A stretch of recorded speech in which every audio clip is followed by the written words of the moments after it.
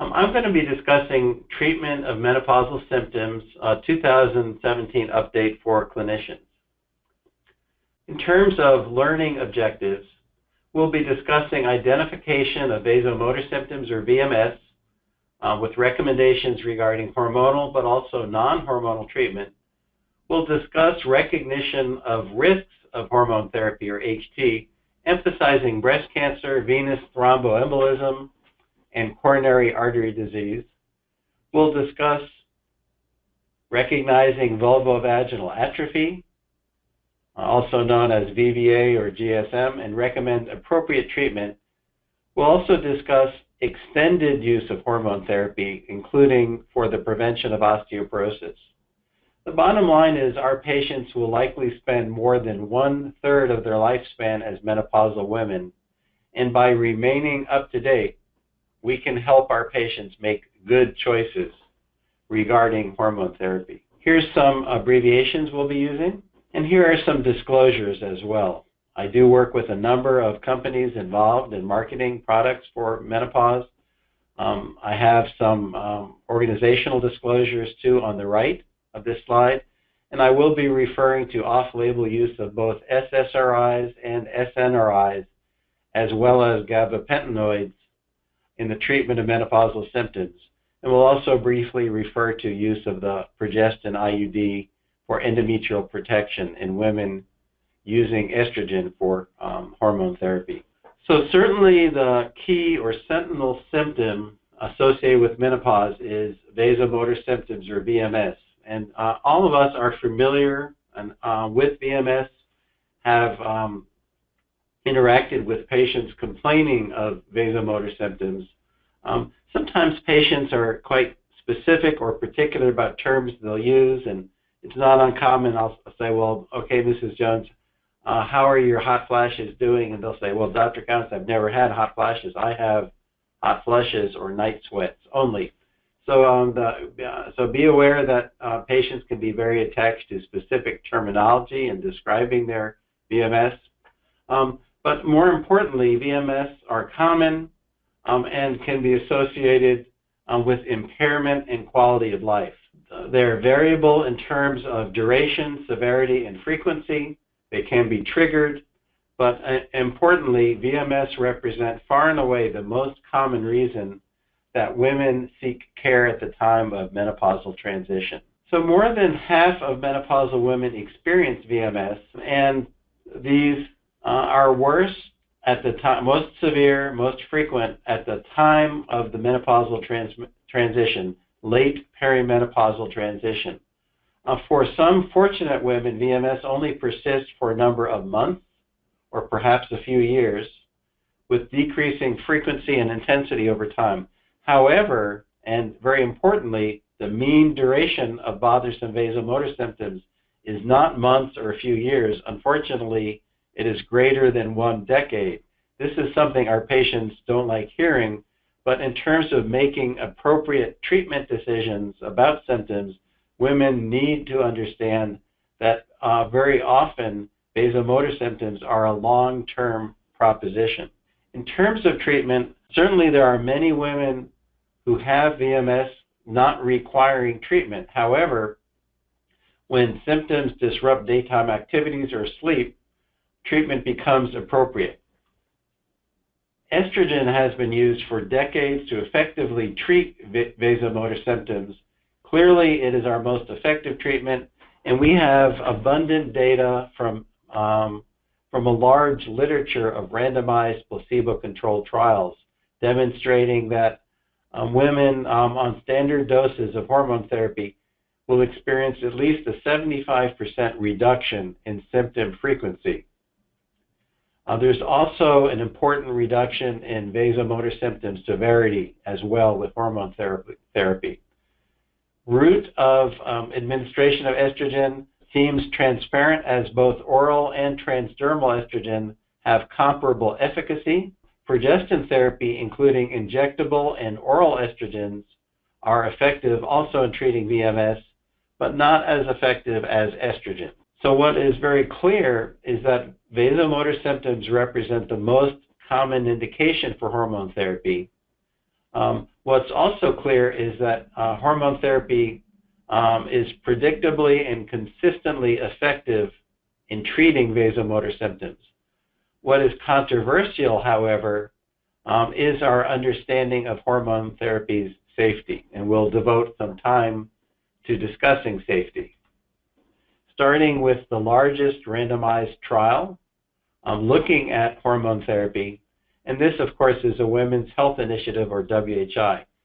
WHI was a multi-center, double-blind, placebo-controlled trial, importantly, of women at entry of a broad age range, spanning from age 50 to age 79. This study was not designed to assess the efficacy of hormone therapy in treating symptoms, as this, as I mentioned, is already well established. In contrast, WHI was designed to assess hormone therapy's impact on cardiovascular and other disease states associated with aging in menopausal women.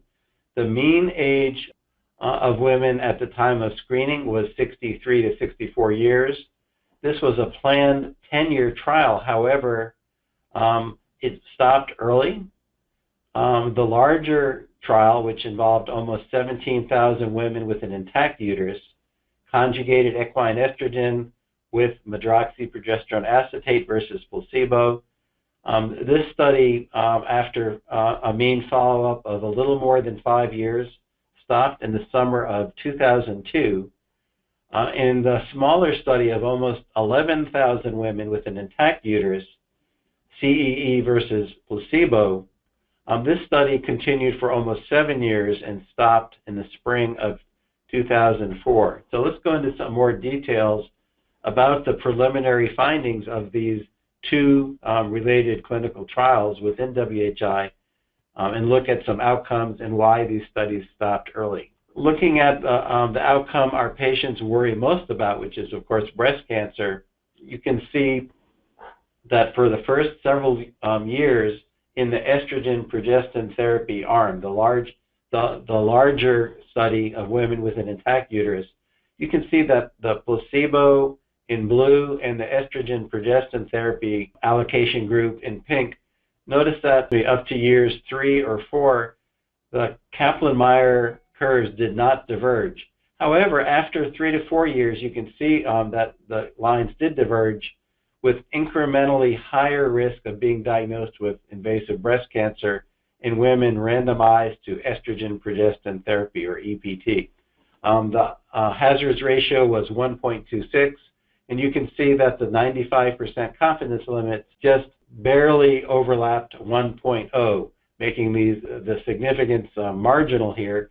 We're going to discuss later how to explain this modestly elevated risk of breast cancer with estrogen-progestin therapy to our patients. Another finding when the JAMA publication, the first publication describing the estrogen-progestin therapy results, came out in the summer of 2002 in JAMA, relates to coronary heart disease. And you can see that these Kaplan-Meier curves diverged almost immediately after women started taking study medication. So there was a marginally elevated risk of being diagnosed with coronary artery disease in the WHI patients randomized to estrogen-progestin therapy. But the initial results, again, those published in 2002 in JAMA, did not include an analysis by age of participants or years post-menopause of the participants. But we'll get back to that important issue later. The most important, from a statistical perspective, the most important elevation in risk with estrogen and progestin therapy was not breast cancer or heart disease, but rather venous thromboembolism, including pulmonary embolism. And you can see that this risk more than doubled. You can see that the estrogen-progestin Kaplan-Meier curve diverged immediately after initiation of study medication from the placebo curve. And this is similar to what we might see with other oral estrogen exposure in women, for instance, oral contraceptives, where soon after women might start either oral contraceptives for reproductive age women or estrogen-progestin therapy for menopausal women. Soon after starting therapy, women do experience an elevated risk in this case more than a doubling in risk, of venous thromboembolism, including pulmonary embolism. We'll discuss apparent differences between oral and transdermal route of administration going forward. Receiving less publicity in 2002 were the reductions in risk of colorectal cancer, which was unexpected, and also the significantly reduced risk of hip fracture, which in fact was expected based on earlier literature with estrogen-progestin therapy. So when these preliminary findings in 2002 were put together, these initial results met criteria for premature stopping of the estrogen-progestin therapy trial, as the Data Safety Monitoring Board determined that risks appeared to outweigh benefits. And so the estrogen-progestin therapy was stopped early after a little bit more than 5 years of taking study medication. And of course, this occurred once again in summer of 2002. The estrogen therapy alone, the smaller trial of women with who were post-hysterectomy, this part of the study continued longer for almost 7 years of taking study medication. ET was not found to be significantly related to risk of breast cancer, coronary heart disease, venous thromboembolism, or colorectal cancer. And as with estrogen-progestin therapy, ET was noted to significantly reduce hip fracture risk. Overall, in 2004, the initial findings suggested that the safety of ET in women post-hysterectomy was greater than the safety of EPT in women with an intact uterus. These 2004 findings, also published in JAMA 2 years after July 2002, certainly received less attention among providers and in the media compared with the initial 2002 JAMA publication. So following the 2002 JAMA article, use of hormone therapy decreased dramatically. The main initial conclusion from WHI was that hormone therapy is not appropriate to prevent coronary artery disease. However, the way it was interpreted, these 2002 findings resulted in many clinicians becoming reluctant to treat women with bothersome menopausal symptoms. So what we've seen currently, given this dramatic drop in 2002 of use of hormone therapy in the US, but also worldwide, and that this major drop in use of hormone therapy persists right to 2017, the clinical reality is that many symptomatic women in the US are not currently receiving appropriate treatment for their symptoms.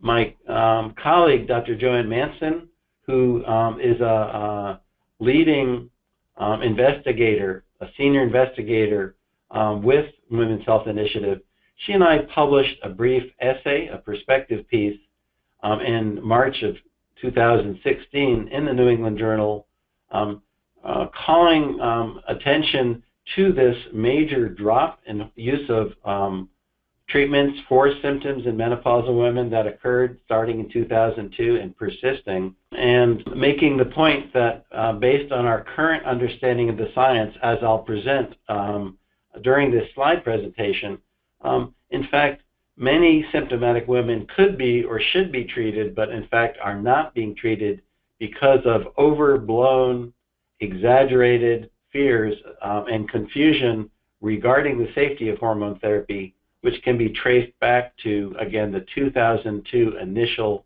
WHI publications. If there's one article I would recommend looking at in terms of WHI findings, it would not be the initial 2002 paper or the 2004 paper I mentioned, but rather the 2013 JAMA article that Dr. Manson and her colleagues published, and again in the fall of 2013.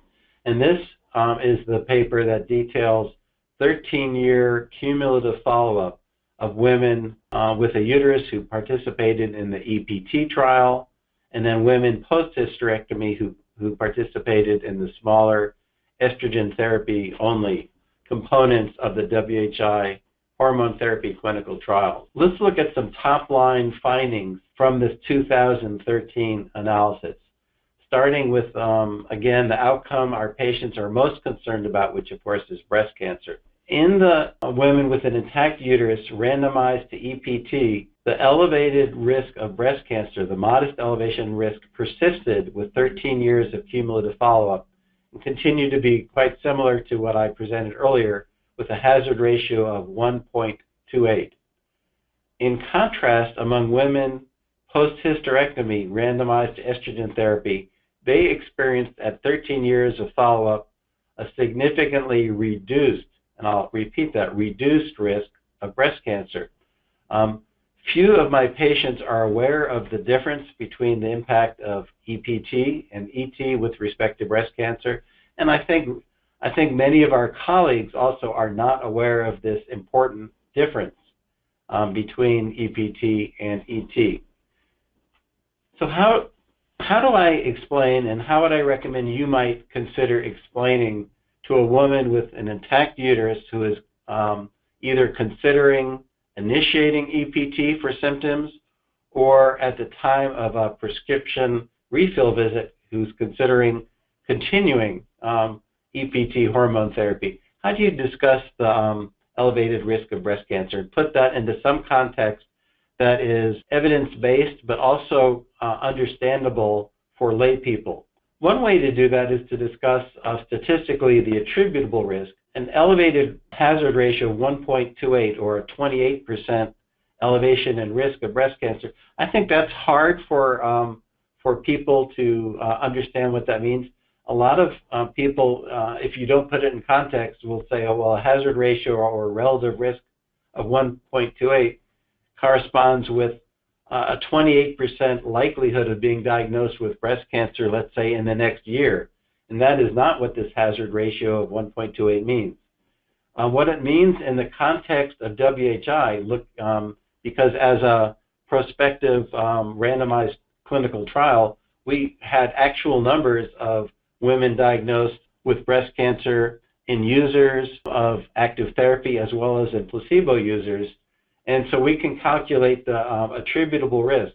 And the attributable risk of breast cancer with EPT is less than one additional case per 1,000 EPT users annually. Again, less than one additional case per 1,000 users annually can be attributed to hormone therapy in the case of EPT. Another way of explaining this risk in a candid, evidence-based fashion is to use an analogy with drinking, for instance, 1 or 2 glasses of wine. The hazard ratio of 1.28, that corresponds with the elevated risk of breast cancer in EPT users, is slightly higher than the risk seen with drinking 1 glass of wine with dinner, and somewhat less than the hazard ratio associated with drinking 2 daily glasses of wine. And this data comes from the Nurses' Health Study. Yet another piece of evidence that comes out of the WHI statistics on EPT and risk of breast cancer is relevant to the woman who is diagnosed with breast cancer during use of EPT. And since breast cancer is common, if you have in your practice a number of women with an intact uterus using EPT, some of them, of course, will be diagnosed with breast cancer. And given what we know about the risk in placebo users versus the risk in EPT users, we can say that approximately 1 in 5 breast cancers occurring in current EPT users can be attributed to HT. However, if you're that woman who during EPT use is diagnosed with breast cancer, you're going to assume that it's all or none, that this breast cancer is completely attributed to use of estrogen progestin therapy. But in fact, 4 out of 5 such cancers, those cancers diagnosed in current EPT users, would have occurred whether or not EPT was being used, and only 1 in 5 can be attributed to actual use of EPT. I think that's important for us to understand up front. The second and last outcome I'm going to focus on is perhaps even more important than breast cancer and refers to all-cause mortality in WHI participants.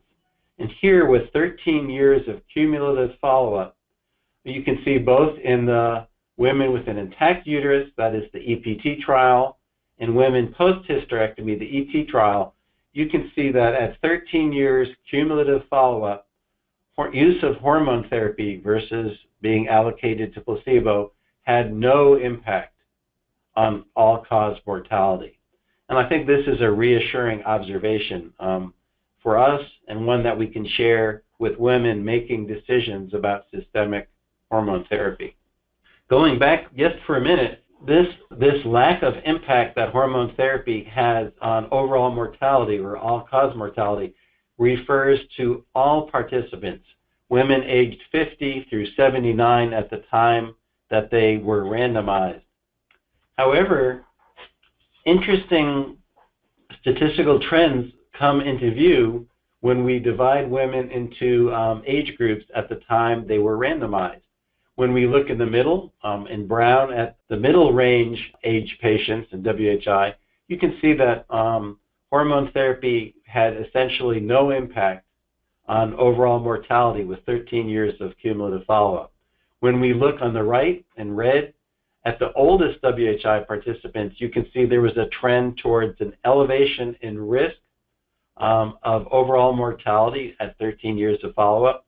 However, when we turn our attention to the left of this slide in green, you can see that the youngest participants, women in their 50s who were randomized either to EPT or ET, we can see a trend towards a reduced risk of overall mortality. And I think this is an important, if not key, observation regarding systemic hormone use and safety. This leads us to the timing hypothesis, which postulates that if we initiate systemic hormone therapy early in the menopause transition, HT, number one, does not elevate risk of coronary heart disease, and if anything, it may reduce morbidity and mortality risk in terms of heart disease.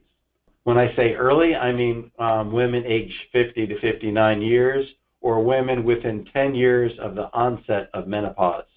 If hormone therapy is initiated later in life, there may be an elevated risk of coronary heart disease, and in general, I would not recommend initiating hormone therapy in women in their 60s or 70s. The timing hypothesis findings with respect to clinical trials and epidemiologic studies are remarkably similar to findings we see with non-human primate data as well. So there is in fact a large body of evidence, including WHI, as I've just shown, that strongly support this timing hypothesis. So in New England Journal in 2016, Dr. Hodis out at USC and his colleagues published the ELITE study, the early versus late postmenopausal treatment with estradiol. It happens to be 1 milligram of oral estradiol. And he looked at baseline at year 0, looking at this line chart to the right of this slide, and then followed women for up to 5 to 6 years, with the main outcome being carotid intimal media thickness, sonographic assessment of the carotid vessels in these clinical trial participants. And the analysis is divided between early menopause women, participants, women who were randomized to estradiol versus placebo within 6 years of menopause. The other group that Dr. Hodis looked at were women late postmenopause, 10 years or more after the onset of menopause. So over this long-term clinical trial with ultrasound assessment of the carotids as the main outcome, what did he find? So you can see in the top 2 lines of the slide, the blue solid line and the yellow dashed line, these were the older, late postmenopausal women. And you can see that carotid intimal media thickness increased over time regardless of estradiol or placebo use. You can see that the 2 lines were basically identical, overlapped one another. However, in the two lower lines, the dashed red line, the red dots and then the purple dashes, you can see that in contrast with placebo women in the red dots, where there was an upward progression of CIMT over the years of this participation in this trial, women within 6 years of the onset of menopause who were randomized to oral estradiol, CIMT, or this well-validated marker of atherogenesis, did not increase as much among women randomized to estradiol. So estradiol appeared cardioprotective in this large, well-conducted, long-term clinical trial published last year. And this is yet another solid piece of evidence supporting the timing hypothesis with hormone therapy. Safer in younger or recently menopausal women. So with respect to the safety of hormone therapy, specifically WHI, the bottom line I'd like to leave with you is that the benefit-risk ratio for systemic hormone therapy is most favorable when initiated in younger menopausal women, women in their 50s or within 1 decade of the onset of menopause.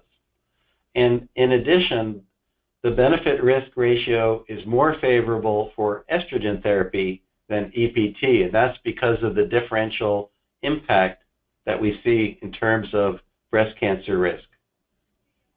Now keep in mind that while WHI and other data have provided important and useful information assessing the safety of hormone therapy used for relatively short term, remember 5 years with WHI, with EPT, and several more years with estrogen therapy only, we do not have large, good quality, randomized controlled data assessing the safety of long-term hormone therapy. We'll discuss when I conclude a case from my practice of long-term hormone therapy use, but unfortunately, management of that case will not be informed by abundant clinical trial data. Let's now move on to some practical issues with treatment of menopausal symptoms, including non-hormonal treatment, compounded hormone therapy combined with a SERM, route of administration, transdermal versus oral, particularly with respect to venous thromboembolism, a review also of genital atrophy or GSM, and then conclude with, as I mentioned, a case of extended use of hormone therapy. In terms of non-hormonal management, since the 2002 WHI publication and the radical decline, profound and persistent decline in use of hormone therapy, you can imagine there's been a great interest in non-hormonal options. The good news is we do have better quality data than we used to subsequent to the 2002 initial WHI publication. The bad news is that whether we look at soy extract, red clover, isoflavones, black cohosh, or Chinese herbs, none of these options in good quality trials have been found more effective than placebo. I wish these options were effective, but unfortunately not more effective than placebo. What about non-prescription, non-hormonal treatment? I'm sorry, let me back up. What about prescription options for non-hormonal treatment of VMS or hot flashes? Well, until a few years ago, until 2013, all non-hormonal agents for treating VMS were off-label. I'll describe in a minute that we now have one FDA-approved, marketed non-hormonal formulation to treat VMS. And note that all of the prescription non-hormonal agents that have demonstrated more efficacy than placebo are all brain-acting medications, gabapentin and the SSRI and SNRI antidepressants. All are CNS-acting agents. Their side effects are very different than the side effects associated with systemic hormone therapy. These agents are more effective than placebo, but less effective than hormone therapy. The one non-hormonal prescription option that has achieved FDA approval is ultra-low-dose paroxetine, 7.5 milligrams. It modestly reduces hot flashes compared with placebo. In general, the side effect profile is quite benign. Nausea, fatigue, and dizziness did occur more often in clinical trials with paroxetine than placebo, but these were not frequent side effects, fortunately. In contrast with higher dose SSRIs, this low dose of paroxetine did not cause sexual side effects, so that's good news for women. And no dose escalation or tapering is needed, unlike when we use paroxetine or other SSRIs to treat psychiatric issues. Low-dose paroxetine was approved in the summer of 2013 and remains marketed as the only non-hormonal agent to treat hot flashes. Something that I encounter every week in my practice are women who have recently been to a physician who prescribes and sells, I might add, compounded hormone therapy. These same physicians often employ salivary and blood testing to so-called monitor the use of hormone therapy. And some recent surveys have suggested that between 2 and 3 million U.S. women are currently using compounded menopausal hormone therapy. That's a very large number of women indeed. We're aware that celebrity endorsements have propelled use of compounded hormone therapy, and I find that my patients are not aware that this compounded approach to hormone therapy, in fact, is not FDA approved. Very often I'll see uterus who are prescribed estrogen, sometimes testosterone, various cocktails of these compounded hormones, and then the progesterone is supplied only in the form of a cream. And in fact, surveys have demonstrated cases of endometrial cancer in women using compounded hormone therapy, likely because the progesterone cream did not provide adequate endometrial protection. I think it's important that women who are interested in bioidentical hormone therapy be educated, that we let them know that estradiol patches, estradiol tablets, progesterone represent bioidentical approaches to hormone therapy that in fact are fully FDA approved. One alternative to conventional estrogen progestin therapy to use when a uterus is intact would be a low dose of conjugated equine estrogen formulated with the selective estrogen receptor modulator vasodoxifene. Combined, this tablet is approved to treat both VMS and to prevent osteoporosis in women with an intact uterus, so no progestin is needed. It's interesting to note that in contrast with estrogen progestin therapy, use of this CEE vasodoxifene combination tablet does not increase mammographic breast density. The limited clinical trial data available do not show an increase in risk of breast cancer, but these trials have not been large enough or long-term enough to assess breast cancer as an outcome. Another alternative when a uterus is present, an alternative to conventional estrogen progestin therapy, is to use systemic estrogen and local intrauterine progestin with a levonorgestrel IUD. This is off-label use of the progestin IUD in this country. Let's get back to the biggest risk, statistically, the biggest risk associated with estrogen progestin therapy, and that's DVT, including pulmonary embolism. And just recall, more than a doubling in risk, hazard ratio greater than 2.0 in women randomized in WHI to EPT.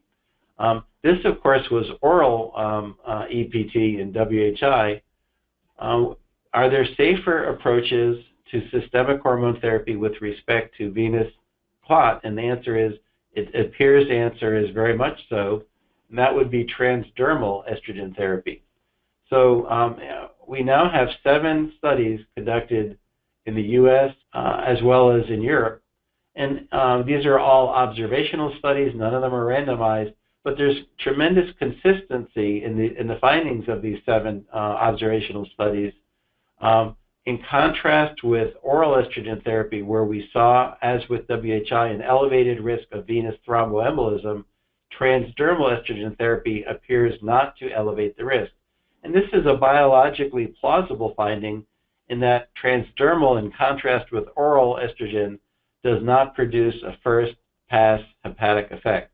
So unlike with oral estrogen, with patch or transdermal estrogen, the liver's production of clotting factors, clotting proteins, is not elevated. So it's certainly plausible that transdermal estrogen therapy, unlike oral, would not elevate risk of venous blood clot. Like I said, we don't have randomized trial data comparing safety of transdermal versus oral therapy, but given the existing data and the biologic plausibility, I think this is something we should discuss with our patients. Route of administration, risk of blood clot, and particularly for women who we can identify at baseline as being at elevated risk of clot, including overweight and obese women. In my practice, most of these women, if they do initiate hormone therapy systemically, it would be transdermal, not oral, because of this apparent safety advantage with transdermal. Let's turn our attention now to what we used to call genital atrophy or vulvovaginal atrophy, we now call GSM. As women's health providers and OB-GYNs, we're familiar with what complaints our patients have. We're familiar with what GSM looks like during external and internal pelvic exam. But I think it's important that our patients understand that unlike VMS, symptoms of genital atrophy, they worsen over time unless women are treated. And so if women initiate treatment, it should be with the understanding that long-term or even indefinite treatment often is appropriate. In terms of treatment options, some are behavioral, as I've mentioned on this slide. Some are non-hormonal, including moisturizers, which are used during the week, and lubricants, which are used specifically with sexual activity. Although systemic estrogen therapy is effective for treating GSM, if the only indication for hormone therapy is to treat GSM and there's no vasomotor symptom issues or osteoporosis prophylaxis issues, then we should choose local low-dose vaginal therapy, not systemic therapy. We have currently marketed 2 different creams that I've specified here, one 3-month low-dose ring, and then also vaginal tablets, which have recently become available also in generic formulation. The advantages of local vaginal estrogen, it's certainly effective in improving symptoms of GSM. It can also help with urgency incontinence and preventing UTIs. And unlike systemic hormones, local low-dose vaginal estrogen minimizes systemic impact. And because of this, in general, progestational protection is in general not needed in women with an intact uterus. The caveat, however, is that clinical trials in women with an intact uterus looking at endometrial safety have only been for 1 year, so we don't have long-term endometrial safety data with vaginal low-dose estrogen therapy. A newer approach, a prescription approach using oral, not vaginal route of administration, would be ospemifene oral tablets. This is a selective estrogen receptor modulator, which is effective for and approved for treating pain associated with GSM. As a systemic agent, systemic side effects, including hot flushes, can occur. The contraindications are similar to the contraindications we see with estrogen, and ospemifene might appeal to women with symptoms who would prefer not to use vaginal medications and would prefer an oral tablet. I think with long-term use, I would consider endometrial monitoring because ospemifene is relatively new to us, and we don't have long-term endometrial safety data. Something even newer, recently FDA approved, just in January of 2017, and approved in November of 2016 fall of 16, and then as of January 2017, not yet marketed, but I anticipate it will be marketed later in 2017, is DHEA or prasterone vaginal ovules or gel caps. This is the same DHEA that you can purchase in a pharmacy or health food store, but it's specifically formulated and approved for vaginal use. It has little, if any, impact on serum estradiol levels. Although prasterone is not an estrogen, it is converted to estrogen at the cellular level. Because it is not an estrogen, or I believe for this reason, the current package labeling, the FDA package labeling for prasterone, in contrast with vaginal estrogen, does not list a history of breast cancer as a contraindication to use. And the language that the FDA has in the package labeling, I have included in this slide. It's basically that this medication has not been studied in women with a history of breast cancer. So I think this will represent yet a new important option in the treatment of a GSM or genital atrophy once it becomes marketed, and I anticipate this will be later in 2017. I'd like to conclude by discussing a case looking at from a woman from her young or recent onset menopause years right into her 60s and beyond.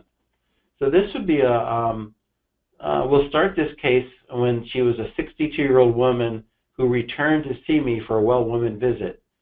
Years earlier, decades earlier, she had had a hysterectomy for benign indications, and she began in her early 50s, about a decade after hysterectomy, she started on oral estrogen therapy as vasomotor symptoms occurred, right when you'd expect the normal age of menopause. This is a slender woman with a maternal history of hip fracture.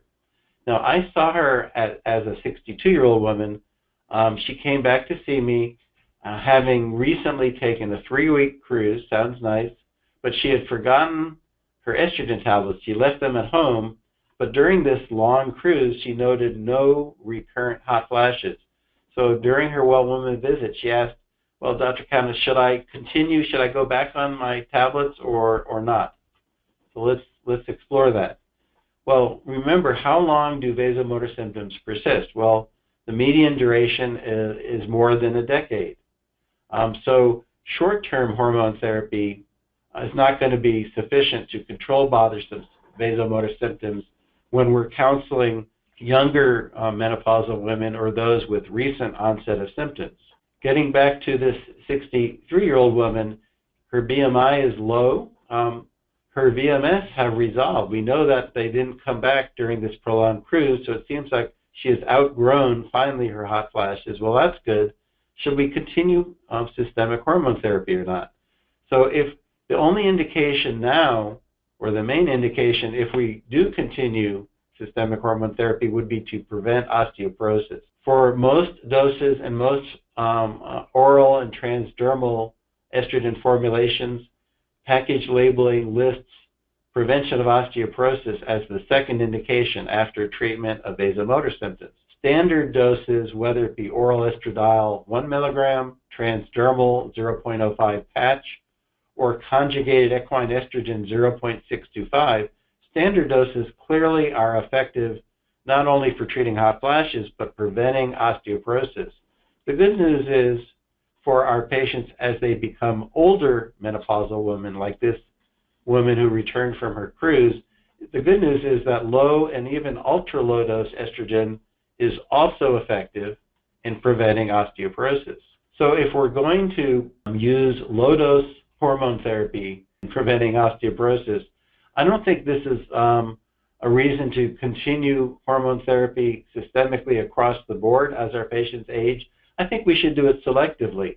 And if the patient is at elevated risk, as this particular woman is because of her low BMI and her positive maternal history of hip fracture, then continuing systemic hormone therapy makes sense for her, specifically for the indication of osteoporosis prophylaxis. I noticed that in my EPIC electronic medical record, there is a diagnosis called osteoporosis prophylaxis, so be aware of that. So if osteoporosis prevention represents the only indication for hormone therapy use, we can and should use a lower than standard dose hormone therapy, lower than the doses I just displayed on the earlier slide. We should also be mindful that unlike bisphosphonates, which have a long duration of action even after women discontinue bisphosphonates, in the case of hormone therapy, once women stop hormone therapy, there's a relatively predictable and rapid loss of bone mineral density. So if women are using hormone therapy systemically to prevent osteoporosis, it needs to be used continuously, and women need to be aware that once they stop, their bone mineral density will likely drop. And in fact, after women stop in this setting, it may make sense to check a bone mineral density several years after they stop their systemic low-dose hormone therapy. And then finally, given that EPT has a somewhat less favorable safety profile than ET, long-term use of ET to prevent osteoporosis is more appropriate than long-term use of EPT, and that's because we have the breast cancer concern with prolonged use of EPT. So in this slender woman who had who in her 60s had outgrown her hot flashes, whose mother had a history of hip fracture, she was interested in continuing systemic estrogen, but at a low dose. Okay, so how would we start our recently or younger menopausal women, and then how might we continue or not continue systemic hormones in that woman over the years? So I would start in my practice with a standard dose hormone therapy. Some clinicians are more comfortable starting with the low dose hormone therapy and building up.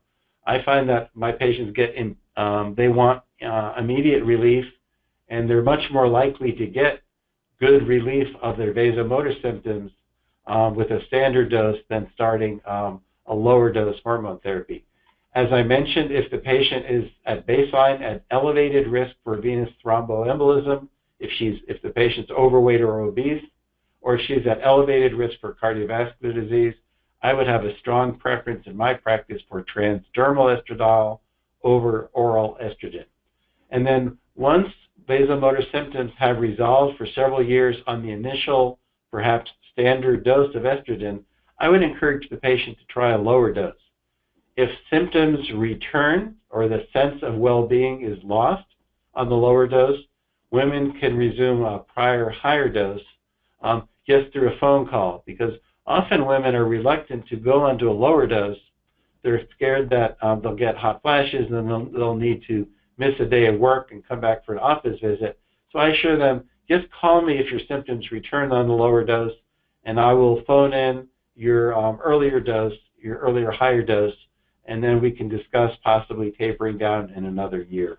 Once the patient has been on a lower dose of systemic hormone therapy, and I've given some examples of lower transdermal estradiol, oral estradiol, and conjugated equine oral estrogen, once the patient's on a lower dose and reports no recent hot flashes, if at that point she's not at elevated risk for osteoporosis, she's not, for instance, a very slender woman or positive family history of osteoporotic fracture, it may be appropriate for that woman to discontinue systemic hormone therapy, perhaps because she's now on a lower dose, hasn't had symptoms recently, she's perhaps in her early or mid-60s. She could safely discontinue hormone therapy and then restart if bothersome symptoms occur. However, be aware that both lowering the dose of systemic hormone therapy or discontinuing systemic hormone therapy often results in the women starting to notice symptoms of VVA or GSM. And if women no longer need systemic hormone therapy for VMS or osteoporosis prophylaxis, but start noticing vaginal symptoms, then vaginal low-dose local estrogen therapy is appropriate. If the patient, as I've discussed, is at elevated risk for osteoporosis, then we can discuss the pros and cons of long-term use of low-dose systemic estrogen therapy. And with standard dose estrogen therapy, if a uterus is present, then I use continuous progestational endometrial suppression. However, in my older patients where I'm using lower doses of systemic estrogen, I think it's reasonable to use less progestin. We don't have great or abundant clinical trial data here, so one needs to tread cautiously with ultrasound monitoring. However, if you're using progestin intermittently, for instance, 2 weeks of progestin every 2 to 3 months in a woman on a low dose of systemic estrogen therapy, I think regular, for instance, every year or two, regular ultrasound assessment of the endometrial thickness is appropriate. And as with all of our menopausal patients, anyone with spotting or bleeding needs endometrial assessment. So let's conclude this case. So she came to see me after her cruise. She had no vasomotor symptoms, but for osteoporosis prophylaxis reasons, chose to start very low-dose transdermal estradiol. Once 3 years later, we got her first bone density assessment, and despite being a slender 65-year-old, you can see that she had no osteopenia, no osteoporosis. Very good news indeed. This particular patient of mine is now in her early 70s, remains slender, and is continuing to choose to remain on low-dose transdermal estrogen. Guess when everything was going well, then we get this note at age 65 from her insurance company saying, well, we're not sure, doctor, that this patient should continue on her systemic estrogen therapy because systemic hormone therapy for women over age 65 is on the Beers list, a list from the American Geriatric Society. And this is very frustrating, and I know that all of us who treat menopausal women, and including using systemic hormone therapy in women age 65 and older, get these notices from insurance companies. The good news is both American College OBGYN as well as North American Menopause Society have issued guidance rejecting across-the-board discontinuation of systemic therapy at age 65 and supporting selective use of systemic hormone therapy by women in this age group. So what I do is I attach the NAMS statement to these insurance notices, and we fax them back to the insurance company. Does this always work and result in insurance approval and authorization? No. Sometimes it does work, however. Okay, so as I wrap things up, one source of clinical decision support for making decisions about hormone therapy comes from Dr. Manson, again, and the North American Menopause Society, and that's an app for your phone called MenoPro. It's a free app. So that's something that that many clinicians, particularly those that like to use apps in their practice, find appealing and convenient. If you're looking for a more in-depth review article with lots of references, paralleling what I've discussed during this slide presentation, Dr. Vincent and I published in the year 2015 in the Green Journal, Obstetrics and Gynecology, this review article that some of you might find worthwhile. So I'd like to thank you for the honor of your time and staying with me on this slide set focused on treatment of menopausal symptoms. It's my belief that if we remain up to date regarding treatment of menopausal symptoms, we can help our patients make sound therapeutic decisions. And the bottom line is that for most healthy women with bothersome hot flashes or other vasomotor symptoms who are less than age 60 or within 10 years of menopause onset, systemic hormone therapy is indeed appropriate. I, again, very much appreciate your attention. Thank you.